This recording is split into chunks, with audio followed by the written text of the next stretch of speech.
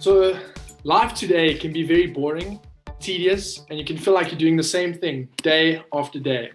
We're born into a world, some different from one another and different from culture to culture, but a lot of us have woken up every day, gone to school, had lunch, come back, done some homework, had dinner, and done the same thing day after day. But I'm here to tell you that life is now. According to a journal, Traveling with Purpose by Sally Brown, these are the following motives as to why people want to travel. They want to escape a mundane environment. They want to relax, and they want to build social interactions. And maybe find out a bit about yourself.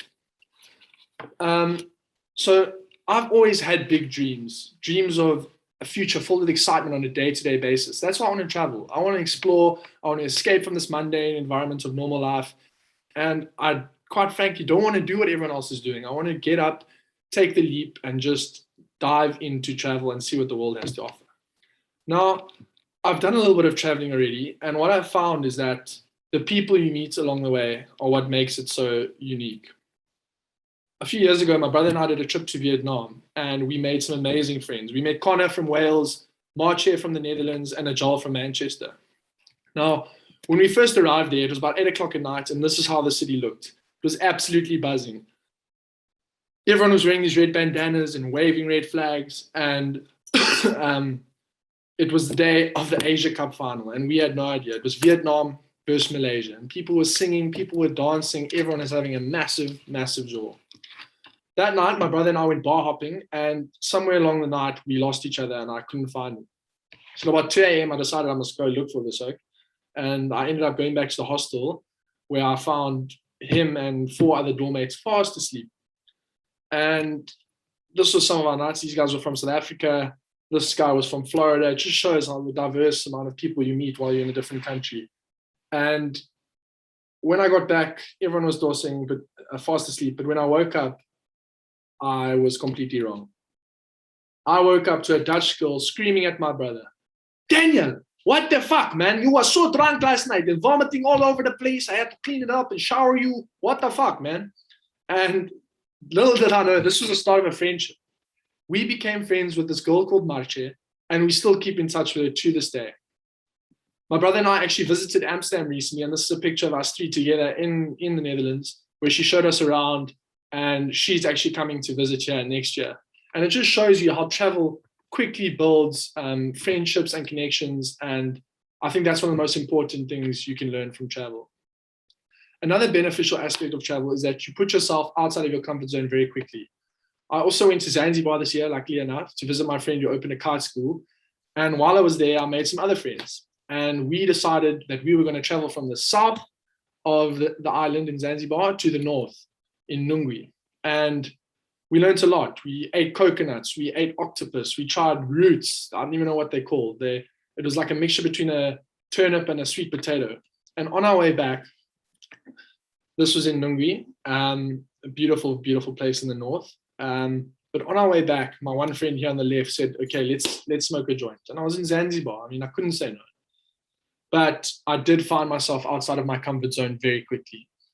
My one friend on the left, driver's license had expired, and there are lots of roadblocks. So we had the plan that they would drive past and I would be the distraction. So after me getting stuck in a roadblock and them driving past, I decided after bribing the officer that I'm going to go look for these guys. And I drove and I drove and I drove, and I just could not find them at all. After driving for about half an hour, I got stopped in another roadblock, and panic and anxiety really stuck in when the police officer told me I was going the wrong way. So I had to turn back and drive. I ended up driving for about an hour and 15 minutes, about 60 kilometers. And I really didn't know where I was or where I was going. And I got to this turning circle. And as I turned around, I'm literally just taking a breather, trying to compose myself. I turn around and I see these 2 guys, these 2 mates of mine on the white scooters, and I was ecstatic. I can't tell you how crazy it was. And I feel like experiences like these open up your mind to yourself, and you learn a lot about the culture on the way. As I spoke to people, spoke to police officers, communicated with a lot of the locals, and I think it's so important to do that. And when you find yourself in these unforeseen circumstances, it really puts yourself out of your comfort zone. And I would have never experienced anything like it anywhere else in the world. But I feel like we find ourselves stuck in our little bubbles. We're always on our phones and social media. And I saw the sign that day in Zanzibar that really stood out to me. We do not have Wi-Fi. Talk to each other. Pretend like it's 1995.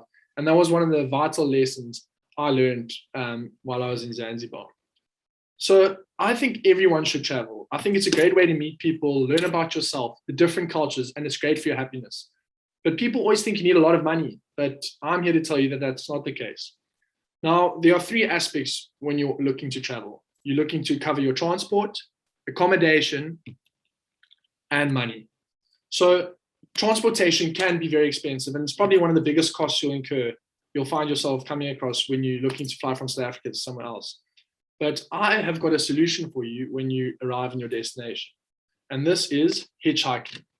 So I've come up with 10 successful rules to hitchhiking. Number 1, use common sense. Don't jump in a car that looks a bit dodgy. Number 2, be on the right side of the road. I know South Africa, we keep left past right, but it might be different in other countries, so make sure you're on the right side of the road to get to the desired destination. Number 3, make sure you're facing the right direction. If you're going to the East Coast, don't be facing the West Coast. Number 4, stick up your thumb correctly. Not like this, not like this. Somewhere in the middle, a 45-degree angle with a bit of a shake. I think that does the trick. Number 5, look decent. Shave your beard, put on a nice shirt, look the part. Number 6, don't hitchhike at night. Please, people, this is when the axe murderers and the dodgy oaks are out. Don't hitchhike at night. Number 7, don't look grumpy. Put a smile on your face. Smile at everyone coming past, and that might influence their decision in giving you a lift. Number 8, this is a really important one. I think making a conversation with the driver. You've got to tell them your story. Ask about theirs. Because who knows, you might make a friend that could help you out down the line. Number 9, be patient. Whether it takes half an hour, 5 minutes, or 2 hours, the right ride will come. And finally, fuck all the rules. When there's a will, there's a way. So go out there, challenge yourself, and enjoy it. Now, the second aspect of concern is accommodation, and there are a few cool solutions to this. The first service is a thing called couchsurfing. And this is an online platform where anyone can register, and it links travelers and hosts all across the globe. So when you're in South Africa, you can register to host people that are traveling, and when you're overseas, you can find people that are willing to host you. The nice thing is if you get reviewed on this platform, so if you get a good review, you've got a better chance of getting a lift down the line. The second option is called World Package. Now, this platform connects you with hosts around the world where you can exchange your skills for accommodation. This could go from content marketing to working in a bakery, or working with young kids to teach them sports, or the list goes on. You can do whatever you want. So now that you've got transport and accommodation sorted, you're going to need some sort of spending money along the way. So leading up to your travels, there are a couple things that you can do to earn some money. The first being getting a TEFL job. So my girlfriend Julia teaches TEFL, and it stands for Teaching English as a Foreign Language Online. You can earn up to 15,000 Rand a month on this, and the course only costs 3.5 grand to do. However, if you feel like you're more entrepreneurial at heart, I've got some other options for you. The first solution is ink cartridges. You can get recycled ink cartridges from your work or from home and sell them to a place that buys them back for recycling. Number 2, you can make a luggage tag fundraiser. And this is quite a nice thing to do because you can post on social media, you can make multiple different social media accounts to drive awareness and raise money for your event.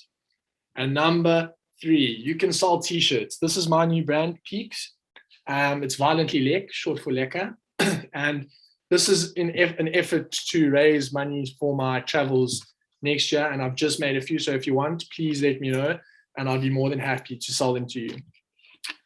So now that you're ready for your travels, you've made some sort of plan. You've got your transport, you've got your accommodation, and you've got money sorted.